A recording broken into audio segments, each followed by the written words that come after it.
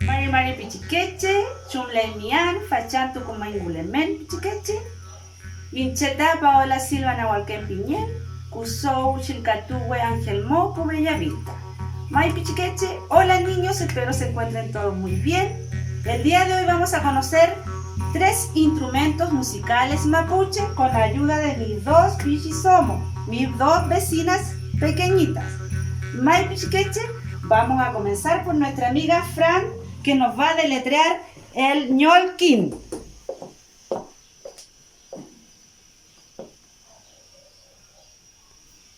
May Pichiqueche, muy bien, Fran. Ahora nuestra amiga Ainara nos va a enseñar cómo se hace sonar la pifilca. Ya, Ainara.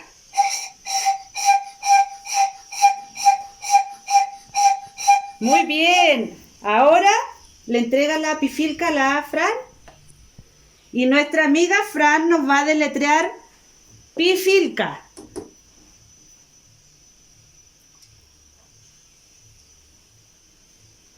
También vamos a escuchar el sonido de la pifilca. Ya, Fran, a sonar la pifilca. A ver, Fran, ¿cómo están esos pulmones? A ver. Muy bien. Ya. Ahora la Ainara nos va a enseñar cómo se suena el cultrún. Siéntate nomás, Ainara, ahí. Ya, eso, porque es medio grande el cultrún. Ya, Ainara. Muy bien. Ahora nuestra amiga Fran nos va a hacer igual sonar el cultrún. Muy bien. Ahora la Fran nos va a deletrear el cultrún.